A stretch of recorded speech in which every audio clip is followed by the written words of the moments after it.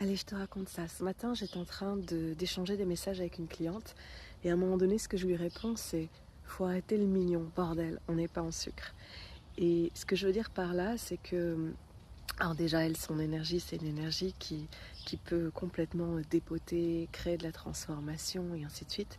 Mais c'est surtout que depuis des années, peut-être des centaines d'années, on demande aux femmes particulièrement de faire des choses mignonnes, jolies.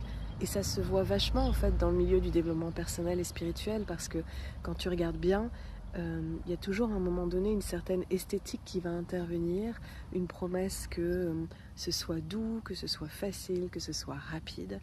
Et en fait, en faisant ça, on évite la matière.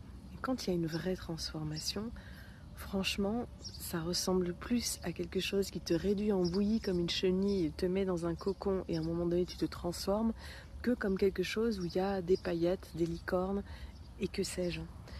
Donc, je sais pas, c'est peut-être un petit message un peu de sensibilisation, c'est d'aller regarder dans quelle mesure ton travail est encore mignon, dans quelle mesure tu essayes encore de le rendre joli, doux, calme, acceptable. C'est un paradoxe total que je te dise ça, puisque la plupart des gens perçoivent à partir de ma voix, de mon ton, de mes textes, ou même des séances que je donne, qu'il y a un côté très calme et très doux et très apaisant. Et pour autant, généralement, ce que je viens raviver chez les gens, c'est leur engagement, c'est leur envie de dire stop, c'est leur envie de se battre pour quelque chose dans lequel ils croient. Et je suis persuadée, ceci dit, qu'on peut faire des choses de façon non violente, qu'on n'est pas obligé du tout d'utiliser des manœuvres comme de hurler pour se faire entendre. Et en même temps, nos émotions intenses sont des choses dont on peut avoir besoin. Et à force de vouloir faire du calme et faire de l'apaisant, on finit par lisser des choses qui en fait alimentent notre feu intérieur. Par exemple, la colère chez les femmes, c'est souvent quelque chose qu'on demande depuis des années, depuis toujours, d'assainir. On va demander de lisser, on va demander de ne pas la montrer.